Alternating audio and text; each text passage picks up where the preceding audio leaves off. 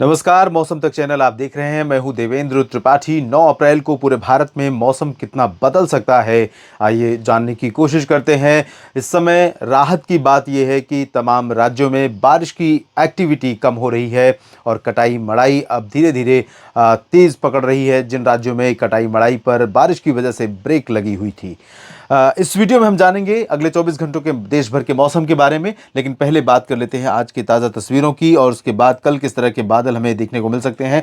आज आप देख सकते हैं, क्योंकि मध्य प्रदेश से लेकर तमिलनाडु के बीच में विंड डिसकंटिन्यूटी यानी ट्रफ जैसी सिचुएशन है, जिसके पश्चिम में थोड़ा सा अरबियन सी का मॉइस्चर है, तो पूरब में बंगाल की खाड़ी का भरपूर मॉइस्चर यहाँ पर पहुंच रहा है लगातार साउथ पेनिनसुलर रीजन के होते हुए, और इसी वजह से यहाँ पर तमाम इलाकों में बारिश होने की संभावना सेंट्रल रीजन में बनी हुई है। और आज मध्य प्रदेश, महाराष्ट्र, छत्तीसगढ़, दक्षिण पूर्वी उत्तर प्रदेश, बिहार के पश्चिमी दक्षिणी भाग और पश्चिमी झारखंड के कुछ हिस्सों में थोड़ी बहुत बूंदाबांदी या हल्की वर्षा हो सकती है यहाँ पर, और सेंट्रल रीजन में कुछ जगहों पर अच्छी खासी यानी तेज बारिश हो सकती है, जिससे कुछ चैलेंजेस किसानों के लिए, खेती के लिए यहाँ पर पैदा हो सकते हैं। पूर्वोत्तर में आज बादल बने हुए हैं और बारिश होने की संभावना है। साथ ही साथ साउथ पेनिनसुलर रीजन में तमिलनाडु और केरल के कुछ भागों पर, क्योंकि बंगाल की खाड़ी के एक्टिव होने का असर यहाँ पर दिखाई देगा। बंगाल की खाड़ी प्री मानसून सीजन में यानी मानसून के आने से ठीक पहले जब एक्टिव होने लगती है, तब यहाँ पर किसी न किसी सिस्टम के फॉर्मेशन का समय आ चुका होता है।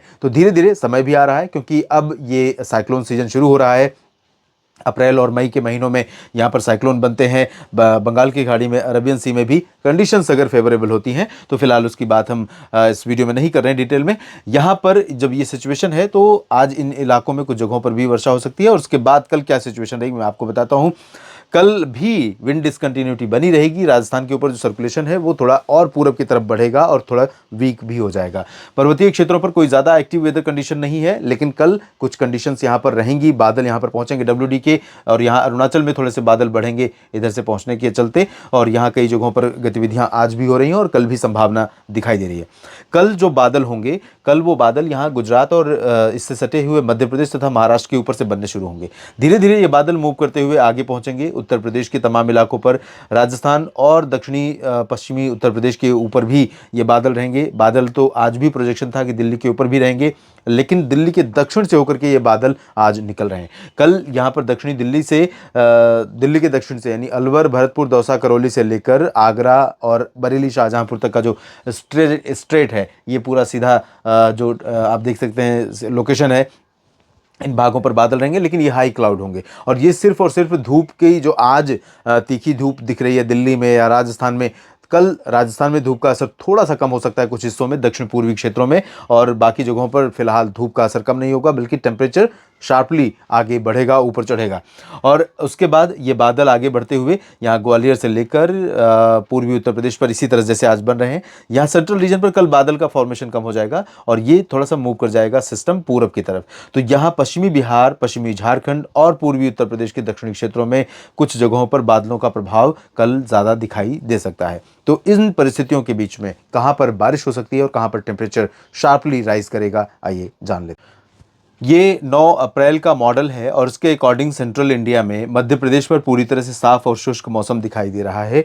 लेकिन मेरा अनुमान यह है कि दोपहर के बाद ग्वालियर से लेकर खजुराहो और रीवा, सीधी, सिंगरौली, उमरिया, जबलपुर, सागर, मांडला, बालाघाट, जबलपुर, होशंगाबाद, छिंदवाड़ा, बैतूल, भोपाल, गुना, ग्वालियर, इन भागों में कुछ स्थानों पर ऐसे बादल बनेंगे जिनसे गर्जना के साथ बूंदाबांदी होने की संभावनाएं बन सकती हैं। सुबह के समय आप देखेंगे पूर्वी क्षेत्रों पर बादल रहेंगे, वो मूव करेंगे आगे की तरफ। उसके बाद नया पैच दोपहर के बाद बनना शुरू होगा, और जब नया पैच बनना शुरू होगा तो इधर गुजरात की तरफ से आगे बढ़ेगा, और ये उज्जैन, इंदौर, धार से लेकर खंडवा, खरगोन और अलीराजपुर, बुरहानपुर, इन भागों से होते हुए भोपाल, विदिशा से होते हुए पूर्वी क्षेत्रों पर पहुंचेगा, उत्तरी भागों पर पहुंचेगा। तो इन बादलों से थोड़ी बहुत प्री मानसून की एक्टिविटीज़, जिसमें आंधी जैसी सिचुएशन बन सकती है, या फिर बादलों की गर्जना के साथ कहीं कहीं पर बूंदें पड़ सकती हैं।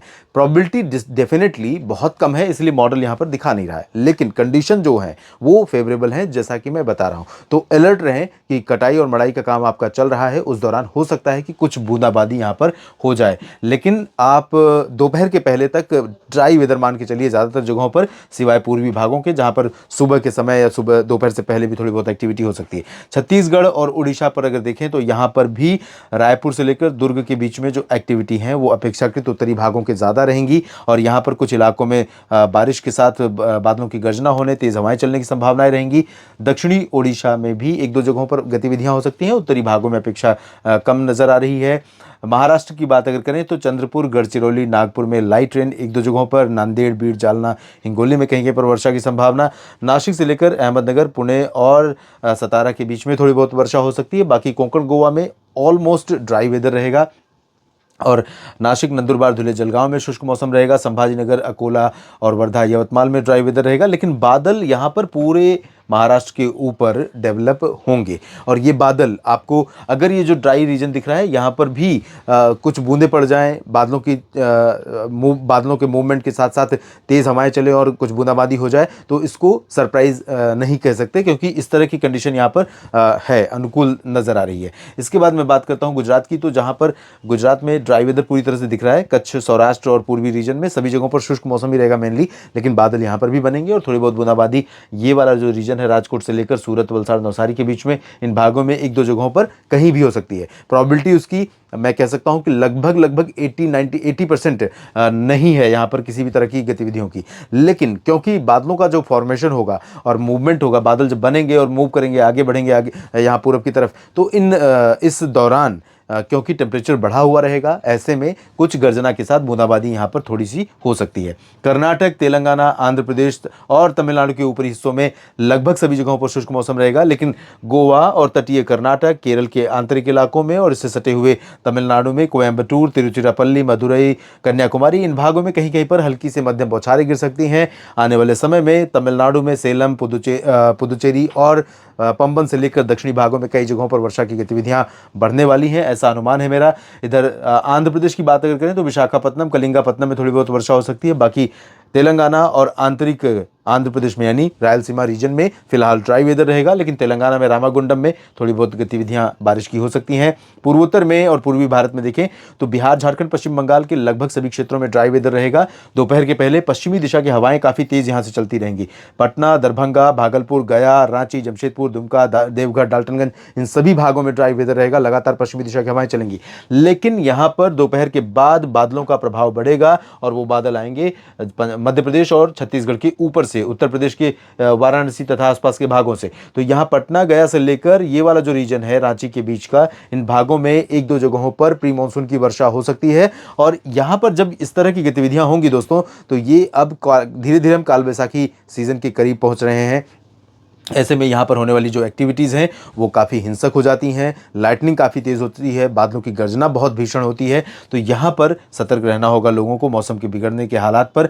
अरुणाचल प्रदेश में कुछ जगहों पर वर्षा होगी, बाकी पूर्वोत्तर में शुष्क मौसम रहेगा। उत्तर प्रदेश में लगभग सभी जगहों पर पश्चिम से लेकर पूरब तक ड्राई वेदर बना रहेगा। उत्तर पश्चिमी दिशा की ठंडी शुष्क हवाएं चलेंगी। सुबह का तापमान नॉर्मल से नीचे रहेगा, लेकिन दिन का तापमान ऊपर जाएगा। धूप होगी, तेज़ धूप होगी, लेकिन सुबह के आसपास से ही, दोपहर 9-10 बजे के आसपास से ही ये अलीगढ़ और बरेली, शाहजहांपुर से लेकर आगरा, मथुरा, इटाटा, मैनपुरी, फर्रुखाबाद, फिरोजाबाद के बीच में यहाँ बादल दिखाई दे सकते हैं। धीरे धीरे बादलों का प्रभाव इधर भी बढ़ेगा। झांसी से लेकर ललितपुर और कानपुर नगर, कानपुर देहात समेत लखनऊ, सीतापुर, बहराइच, गोंडा, बस्ती समेत ये गोरखपुर, वाराणसी का पूरा ये रीजन है, इन भागों में बादल पहुंचेंगे। और अलीगढ़ से लेकर कानपुर, प्रयागराज, वाराणसी, इसके नीचे के जो क्षेत्र हैं, इन भागों में कहीं पर बूंदाबांदी, बादलों की गर्जना के साथ हल्की वर्षा की संभावना रहेगी। आंधी भी चल सकती है। इसके ऊपरी क्षेत्रों में अयोध्या, लखनऊ और जौनपुर, प्रतापगढ़, सुल्तानपुर, गोरखपुर, देवरिया, इन भागों में हो सकता है कि दोपहर के बाद शाम के समय आंधी आ जाए, उससे ज़्यादा की संभावना नहीं है। गर्मी प्रचंड उत्तर प्रदेश पर रहेगी। राजस्थान में भी गर्मी प्रचंड होगी। कुछ बादल यहाँ पर भी अलवर से लेकर जोधपुर के बीच में दिख सकते हैं नीचे के हिस्सों में। बाकी ऊपरी जगहों पर ड्राई वेदर रहेगा। Almost entire Rajasthan dry weather रहेगा, लेकिन यहां पर जो बादल होंगे इनसे हल्की फुल्की बूंदाबांदी सवाई माधोपुर, अलवर, भरतपुर, दौसा, करौली, जयपुर, अजमेर के बीच में हो सकती है। भीलवाड़ा, उदयपुर, डूंगरपुर, जालौर, जोधपुर के बीच में भी हो सकती है। बाकी जगहों पर शुष्क मौसम रहेगा। पंजाब, हरियाणा, दिल्ली में भी ड्राई वेदर रहेगा और उत्तराखंड में तथा हिमाचल में ऊपरी हिस्सों में थोड़ी बहुत वर्षा हो सकती है। बाकी एंटायर नॉर्थ इंडिया में शुष्क मौसम की ही संभावना नजर आ रही है। इस बुलेटिन में इतना ही। मेरे साथ जुड़े रहिए, मौसम की जानकारी आपको देता रहूंगा। आने वाले दिनों में मध्य भारत में फिर बारिश बढ़ने वाली है। कारण क्या होगा, बंगाल की खाड़ी, अरब सागर, और क्या जल्दी ही कोई साइक्लोन डेवलप होगा, इसकी भी बात हम करते रहेंगे। आप मेरे साथ बने रहिएगा। धन्यवाद।